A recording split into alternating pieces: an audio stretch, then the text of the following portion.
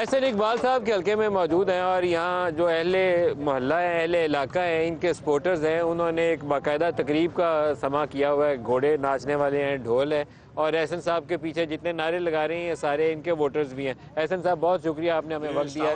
Ji, welcome to Narowal.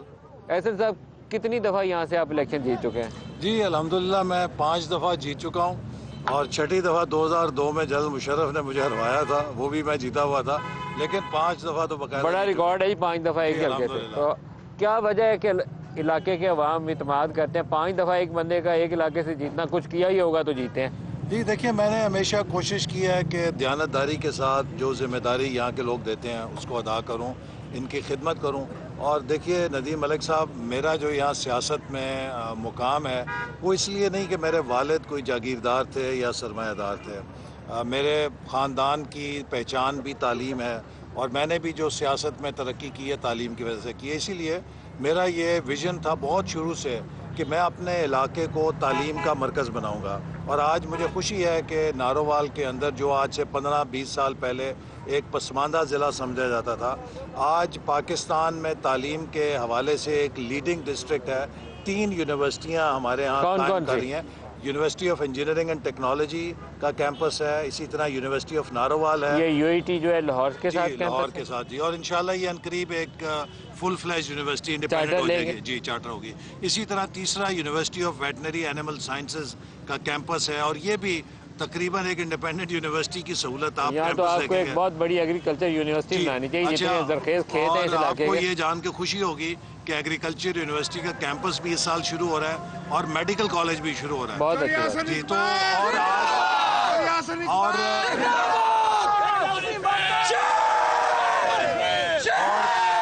इस वक्त मैं आपको ये बात बड़ा एक खुशी से कह सकता हूँ कि इन यूनिवर्सिटियों में 7,000 के करीब गरीब तरीन घरों के बच्चे और बच्चियाँ पढ़ रहे हैं, जिनमें 80% ख़वातीन है, बच्चियाँ हैं। और अगर ये यूनिवर्सिटियाँ ना होती तो ये 900 नंबर लेके घर बैठ जाते, इनको लाहौर हॉस्टल या खर्चे नहीं मिलता माँ बाप की तरफ से या इजाज़त ना मिलती। तो ये एक बड़ा सॉफ्ट रेवोल्यूशन है। और अभी नारोवाल स्पोर्ट्स सिटी के सामने से गुजर कर आए हैं। आपने क्या किया था कि आपको पकड़ के अंदर डाला था? देखें ना, अब आप खुद देख कर आए हैं कि मेरा ये शौक़ था कि हम एक खेलों का मरकज़ बनाएं। पिछले 25-20 सालों में पाकिस्तान तनज़्ज़ुली पे गया है। हम जब छोटे होते थे तो ओलंपिक्स में, एशियन गेम्स में पाकिस्तान हमेशा विक्ट्री स्टैंड पे होता था।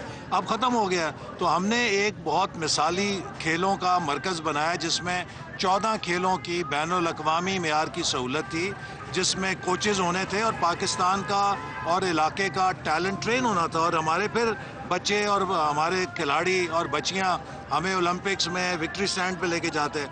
लेकिन इसको मेरा गुनाह बना दिया गया, एज इफ़ के ये खेलों का मरकज़ नहीं, खुदा ना खास्ता कोई जराइम का मरकज़ मैंने बनाया। 8 फरवरी 2024 को एहसन इकबाल अगर कौमी असम्बली के रुकन मुंतखब होते हैं तो इस इलाके के अवाम को क्या तोहफा देंगे? देखिए इंशाल्लाह अगर मैं 8 फरवरी को दोबारा मुंतखब होता हूँ तो मेरा अगला अब जो चैलेंज है वो ये है कि हमने इंफ्रास्ट्रक्चर बना दिया है, तालीम बना दी है।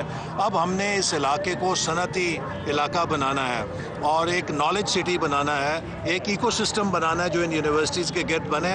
इसके लिए हमने 2 बहुत अहम मंसूबे शुरू किए हैं। एक लाहौर सियालकोट मोटरवे से लिंक रोड जो तामीर शुरू हो चुकी है, इससे हमारा लाहौर से सफ़र तकरीबन 40-45 मिनट का रह जाएगा। दूसरी हमने एक शाहराह जो कॉरिडोर मैं कहूँगा सियालकोट के साथ बनाया है, जो करतारपुर से चंदर के राजपूता और धमतल और पलोरा सियालकोट है। इससे सियालकोट से इंडस्ट्री का रुख इस साइड पे आ जाएगा, जफरवाल नारोवाल इस साइड पे इंडस्ट्री आएगी। आपके देही इलाकों में सड़कों की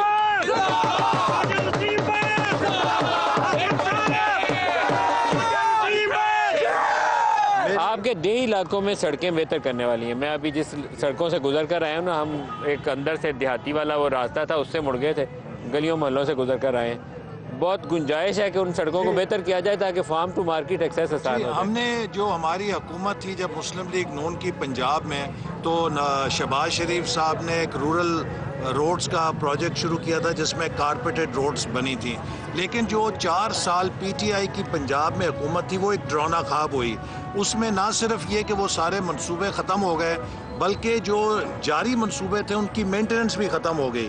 अब हम इंशाअल्लाह ताला, अल्लाह ताला ने कामयाब किया, पंजाब में भी हुकूमत बनेगी तो फार्म टू मार्केट रोड्स को भी मजबूती से तामीर करेंगे दोबारा, ताकि मवासलात का सिलसिला बेहतर हो।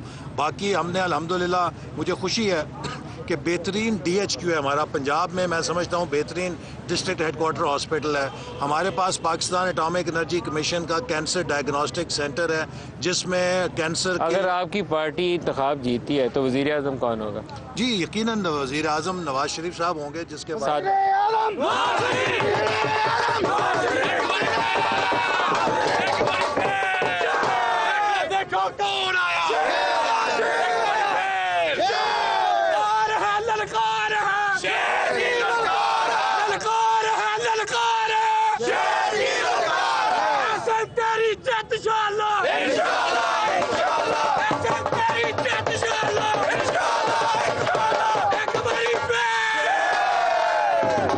आपकी जमात को सादा अक्सरियत मिल जाएगी या एक PDM टाइप मुझे लगता है सेटअप बनेगा जिसमें 4-6 जमातें शामिल होंगी? देखिए, पाकिस्तान की ज़रूरत यह है कि एक स्टेबल हुकूमत बने और कोई उसमें ब्लैक मेलिंग ना हो। और मैं उम्मीद करता हूँ कि पाकिस्तान के अवाम महसूस करेंगे कि पाकिस्तान को अब अमन की ज़रूरत है, इस्तेकाम की ज़रूरत है और एक मुस्तहकम हुकूमत की ज़रूरत है। और मुस्लिम लीग नून ने 2013 में भी जब उसे मैंडेट मिला तो लोड शेडिंग ख़त्म की, दहशतगर्दी ख़त्म की। सादा अक्सरियत मिलेगी या नहीं मिलेगी? जी इंशाल्लाह ज़रूर मिलेगी और मेरा ख्याल है इसी में पाकिस्तान की बका है। देखिए 8 फरवरी को मेरे नज़दीक जो इलेक्शन है वो 2 कुव्वतों के दरमियान है। एक तरफ अमन, इस्तेकाम और मुआशी बहाली की कुव्वत है, दूसरी तरफ इंतशार की, क्याओस की, इनारकी की कुव्वत है जो चाहती है कि इस मुल्क के अंदर डिसरप्शन हो।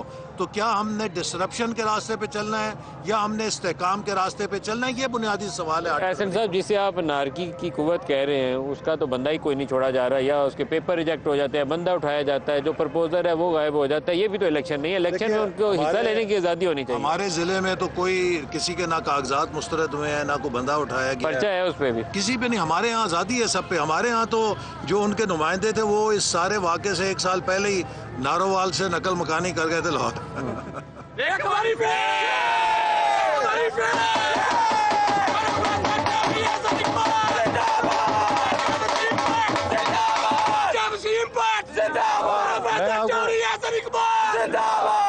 एक लास्ट क्वेश्चन पूछ लूँ। इंतखाब 2 दफ़ा कंट्रोवर्शियल हो चुके हैं। 13 में 4 सीटों के ऊपर लड़ाई पड़ गई, धरना सज गया।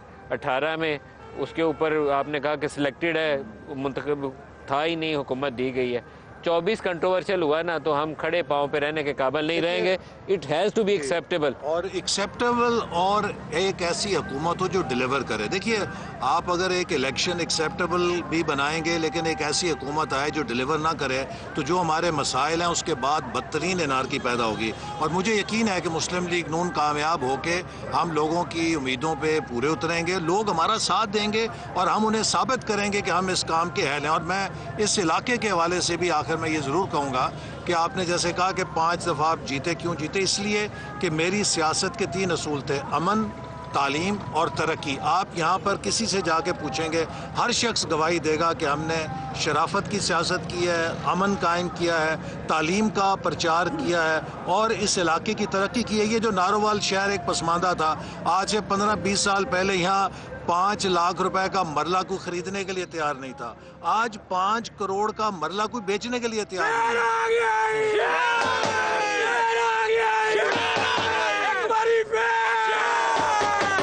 एहसन साहब, हमारी नेक ख्वाहिशात आपके साथ हैं। आप 8 फरवरी को तगड़ा इलेक्शन लड़िए, जम के मुकाबला करिए, साफ शफाफ इलेक्शन हो। कोशिश करेंगे फिर आपके इलेक्शन के बाद फिर आपसे अपडेट लें। बेस्ट ऑफ लक, बहुत शुक्रिया।